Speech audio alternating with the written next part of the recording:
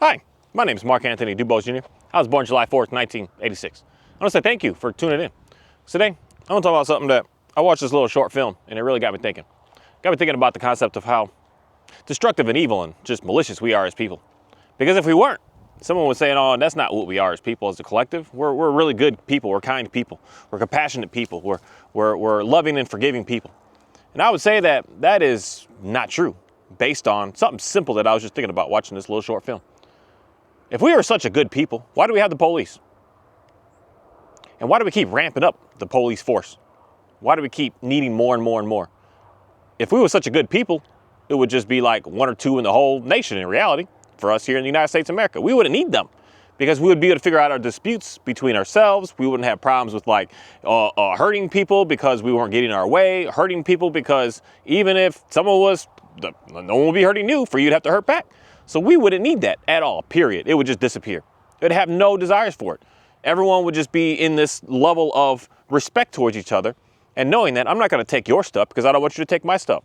I don't want you to do nothing mean to me because I don't want you to do nothing mean to me. Or I want to do something mean to you. We're not going to have this tit for tat going back and forth. That is something that is just super simple about just say us in the States. And then I really got to thinking of how destructive, that's not just here. We're not just weird. It's the whole world. We all have these big, high, fancy, hardcore militaries that we have to try to make sure that we can so-called keep the peace. We're keeping the peace out here with the military. We're not keeping the peace with that at all. We're not making anything better or anything worse, but we're really just showing who we actually truly are. Because the one thing that I do know is, this comes down to the concept of, people always say this to me, and I never really get it, but my brain doesn't understand it, so that's why I'm speaking about what I'm speaking about right now. The places that I go and the stuff that I do, I talk to people about stuff that I go, places that I go, and they're like, oh man, you need to keep a gun on you.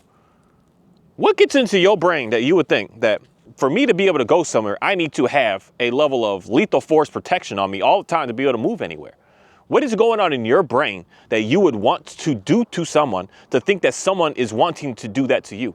And someone could say, Mark, you're just naive because you think that no one's out here trying to hurt you. I'm not going to say that no one's trying to hurt me, but I do know this. If I'm not going out there trying to purposely hurt somebody, it's going to be much, much, much more for someone to want to try to come and harm me.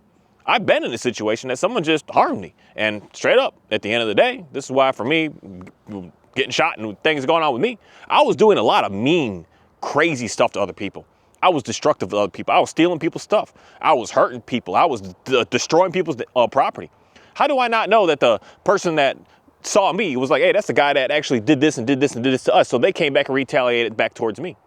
I don't know that. I could have this little victim mindset of I was so perfect and I was so great and something happened to me, but I can't do that because I have to be real. I was doing things that would cause someone to want to do something back to me. Once I stopped doing things where I was thinking that someone would do something to me, I no longer have this sense of fear behind me at all, period. If something comes to me today, it is what it is. Life happens. But I do know that I'm not purposely doing something to make somebody want to look at me and say to me, I want to hurt you. I want to get you off this planet, buddy. I don't want you to be here anymore because of what you did to me, you did to my kid, you did to whatever, you did to whatever. That's such a crazy way to live that I realize in my brain of how I've been able to, I guess, have this sense of losing the fear behind me just being able to live in this world. I used to be very, very, very, very fearful. And I believe that fear comes because of the negative stuff that I was putting out, knowing that something negative is going to come to me because of what I'm putting out. That's something I want a lot of people to think about, because that's what, unfortunately, it seems to be like what most of this world is about. We're trying to protect ourselves because of something that we know. I guess the main word I can use here is guilt. You have some sort of guilt behind you of something that you've done. Something that you're even currently doing and have done that you're just worried about, it's going to come back to me. It's going to come back to me. Instead of just blaming everything, oh, they did that and I didn't do anything wrong, I'm going to say that that's probably not true. And someone's going to, of course, always take what I say to the extremes, because that's just that's just YouTube and how it is. And when somebody does something malicious to you and you haven't been doing nothing, when you're just a baby and someone did something to you, but that's a part of the ways of the world that you can't control. There's just evil out here and it is what it is. But the thing is, there's that little bit of evil that's on the planet, I would want to hope to say, but it's just not true. Then I would believe that the most absolute all of like the 95+% of people would be on the sense of wanting to help each other. But that's just not true. Because when it comes down to it, you can just look at the numbers and the statistics of, say, so-called psychopaths and so-called all these people that are so not really in the world that are willing to want to hurt people. It's like not even, say, in a whole collective group of 5%. So the 5% of them are actually, in reality, the ones that, by statistics, are the ones that create the most and do the most damage as far as being in prison and putting people in the hospitals and doing weird stuff. That little group does a lot. So that little group that does a lot means that I need to look out for that little group, not for the lot. But in reality, our society is set up to make sure that we're looking out and for the worst of pretty much any and every single person that I encounter. That's the part with me in the military that really got me jammed up. Because they were telling me that all of these guys in Afghanistan are evil. They all want to hurt me. They all want to damage me. They all want to destroy me. And when I started interacting and hanging out with them, I realized that's not true. That's not true at all. These guys are just trying to make a living. These guys are just trying to survive. These guys are just trying to be able to eat tonight. These guys are just doing whatever they can to be able to just be here. Not in the sense that they want to hurt me to be able to get good, but hey, you got work for me? Let me do some work for you. That's all that I was seeing. I wasn't seeing people that wanted to end my life just because of my existence of being alive. That's in reality how that's the word I could use there, is the propaganda is being forced and pushed to us. Everyone is a danger. Everyone is scary. Everyone is on edge. But I believe that the people that are pushing that message are because they are doing evil things. They are purposely making it to be that they are purposely hurting and harming somebody, knowing that it may come back to me. So let me make sure that everyone is also thinking that same way and is on that same page. Let me make sure that everyone's doing the same stuff. And it's something that is just really, really wrong about us as humans. That we are on this planet to compete with each other as opposed to work with each other. And it seems to be getting worse and worse and worse today. And it's so bad today that, I mean, it's so simple, so sad to me, and how so bad it's getting today. It's like even when it comes down to some dog stuff and some dog training, that we can't even like work together. We can't even like get together to say, hey, you know what, this is an idea, let's talk shop on like, what are we gonna do here? It's everyone is competing. I'm the best. I got it all figured out. I got sorry boy. So I got it all mastered. You can't possibly compete with me. I'm the best of the best. I got all the information. I'm the prim elite elite here. Can't nobody do what I do. And that's what, in reality, this whole fear thing behind us is really just destroying everybody. It's destroying everybody. They have to compete with everybody. Have to look at everybody as if they are your enemy, as if they are out to get you. And unfortunately, it just seems like that's what we're like raised to do right away, right being in school, right being in everything. Don't work with each other. Work against each other to get what you want. And when we're working against each other to get what we want, you have this like hidden thing behind you that says, oh my, I better be nervous because someone else is going to try to say one up me to do basically what I'm doing to them as well. And that's why we have the police. That's why we have the military.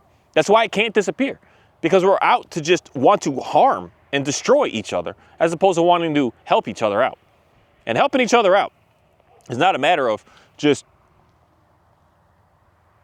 sorry, I heard helping each other out is not a matter of just let's give everybody some money and let's give everybody a house, let's give everybody some land. That's not helping each other out at all, period. That's actually worse than helping someone out in reality, just giving somebody something for nothing at all. And that's something that it really just, and just what I'm seeing and what I just really pay attention to, it really seems to be that you can't really help if that person is still in that competition mindset. That competition mindset is always going to want to destroy you for everything that you're trying to do. That's why, stuff with church and stuff with a lot of these little foundations on trying to help people and help stuff, they always just get broken down. Because when you go out and help someone, they're just gonna always keep on, give me more, give me more, give me more, give me more, give me more. And it doesn't disappear. You're just not gonna get out of that loop when you're living in that sense of competition. Because you need more. If that person has something to give you, you're like, they must have more than me. So let me try to take more from them so that I can have more. And then when they need help, forget you. That's kind of just what happens. When you finally get to that place, you're good. And they say, hey man, I'm kind of hungry. I don't know what I'm doing right now. And you look at them like, I don't owe you nothing. Like, you was just given to me. Yeah, I didn't know that there was like a strings attached with doing this. And that's what the mindset happens with that competition. That competition kicks in and says, it's all mine. And when we're living that way, that's how we're just like getting so divided as a people today. That's how we're so far swinged away from each other. We just can't have a simple conversation about pretty much anything anymore. There's just like not discussions going on. It just seems like to me. I can't go to a store and just see like two guys talking anymore. It's like everything is just so like standoffish. It's so toxic.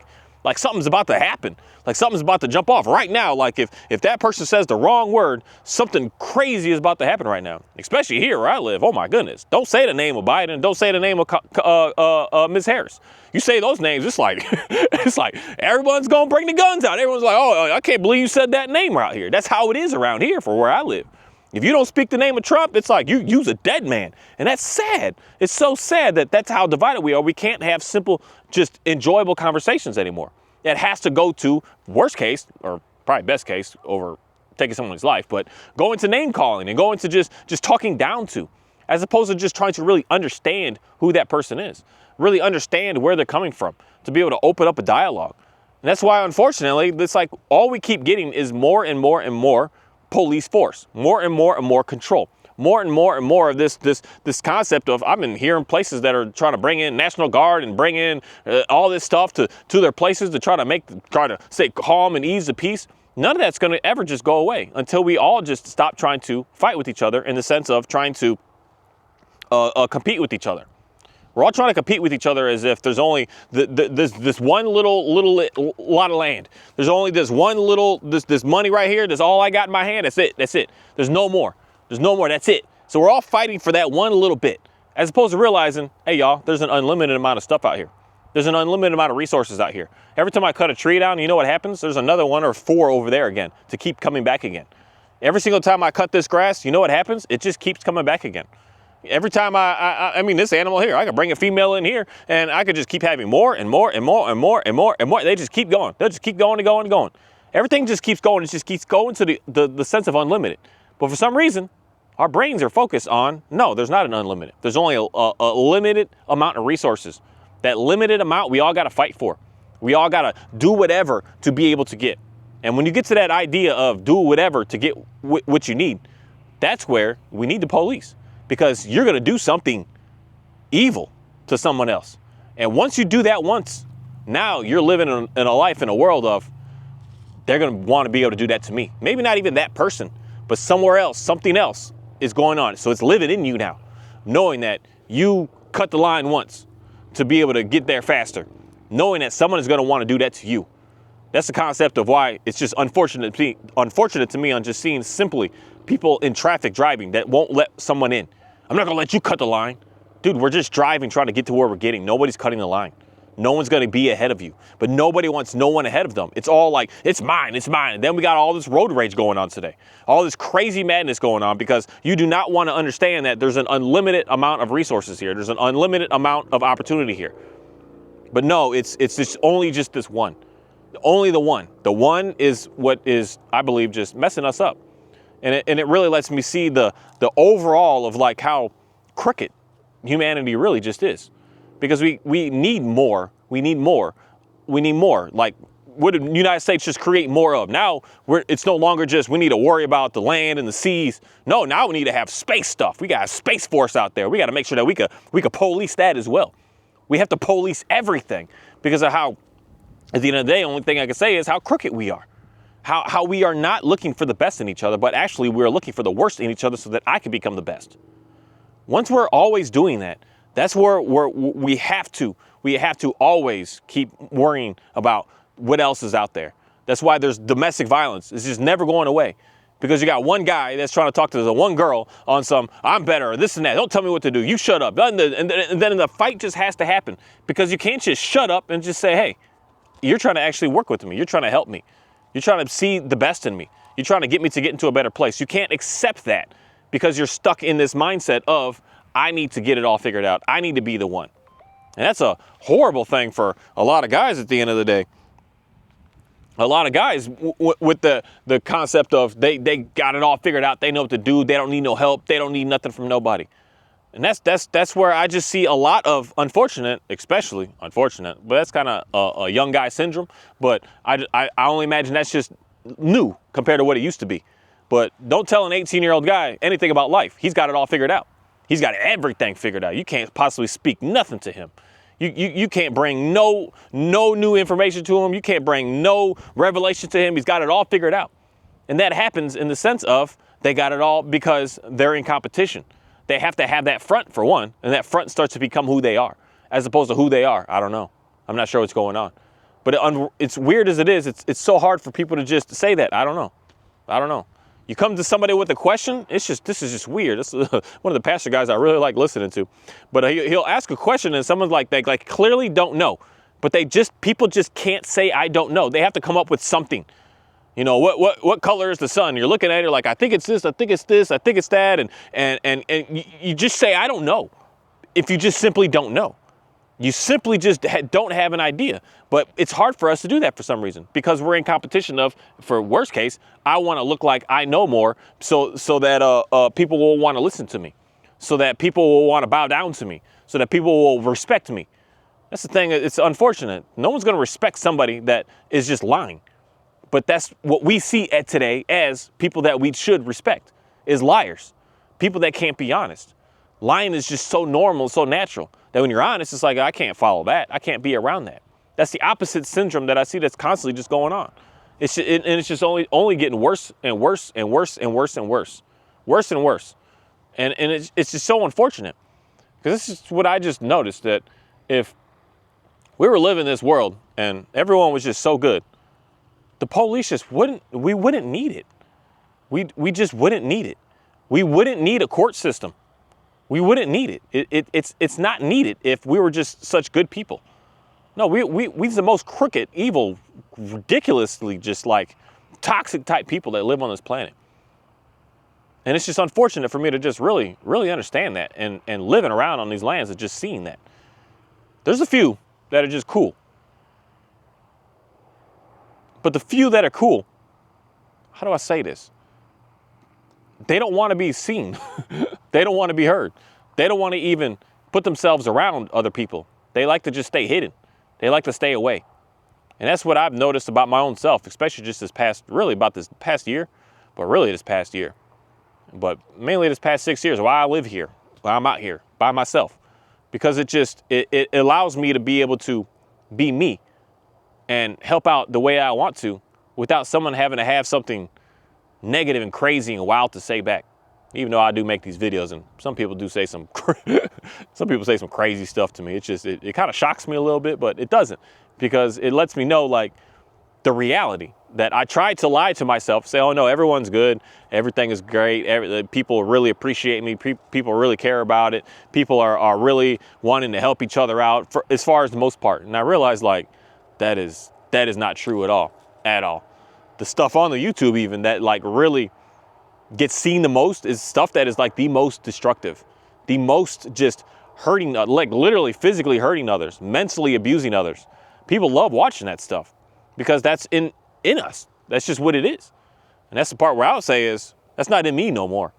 I used to be angry and I used to be frustrated. I used to be all of these things and I just kind of gave up on it. I gave up on it in the sense of realizing that it's not bringing me and doing anything for me. It doesn't help me. It doesn't get me into a better place. It doesn't do a single thing for me at all. It just slows me down. And I realized that when I started just giving up on that, I started to see things much differently of what I actually care to do and want to do, and realize that I'm not here to compete with nobody and see the best in what everyone else is doing and not try to just say that I'm just me. That's why certain things I like to be able to say to people to just see who they are, see what they're all about. If you're like, yeah, I got it all figured out, and I, how do I say it? Stroke your ego with that, and I see what you say. I'm like, we don't get along. We're not the same, because there's some people on this world that just they really are. I'm the best. I got it all figured out, and can't nobody teach me nothing. That's that sense of competition. That's why you're on edge all the time. That's why when anybody says anything to you, you're always like quick to like have this lash out response, because you're trying to go back and forth with folks, as opposed to just going back and forth in the sense of, yeah, you actually do know something that I don't. Thank you. Hey, Brownie. This is my donkey, Brownie. I don't really make much videos back here with him. He acts just like a doggy. He wants a snack from me right now, so he's acting a little pushy. That's how I know. Treat training for all animals at the end of the day, it turns them to get pushy, where they just like, gimme, gimme, gimme, gimme, gimme, gimme, gimme. And then they stop really wanting to care to like really listen to you.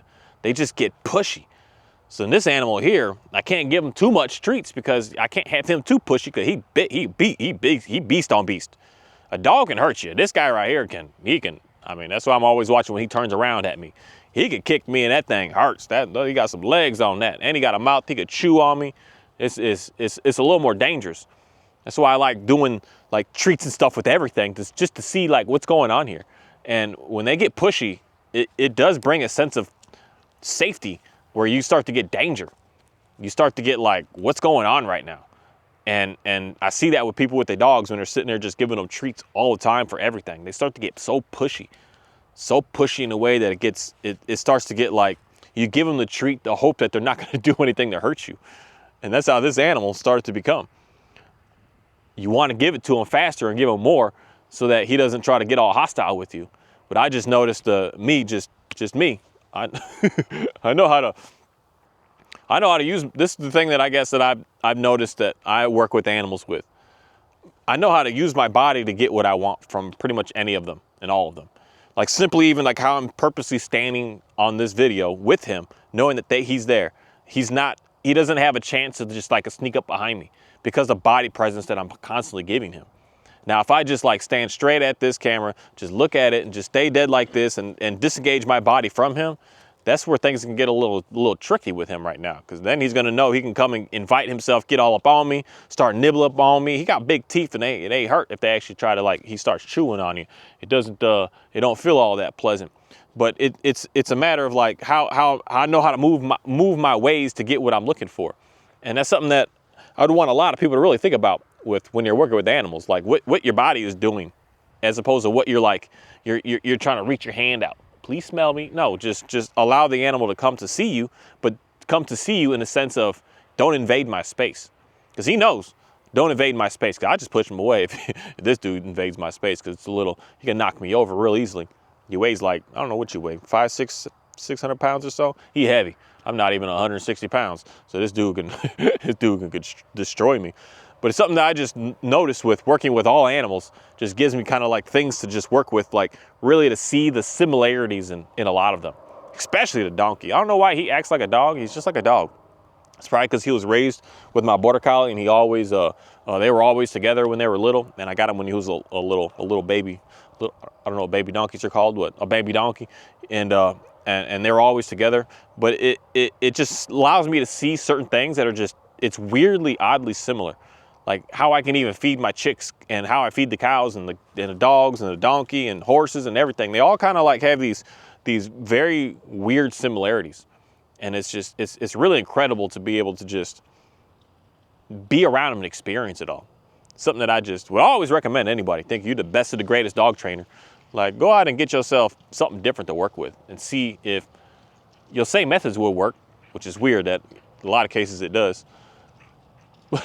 My neighbor's dog over here trying to bark at me. My donkey ain't no joke compared to that. Go get that dog out of here, boy. Go do some work real quick.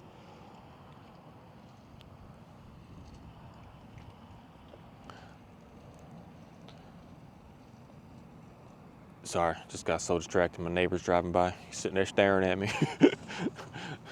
But it's interesting to just be able to work with different animals, to upgrade, I guess, your skills into one, to see the more, to be able to utilize the more, to be able to channel into learning to work with just a few.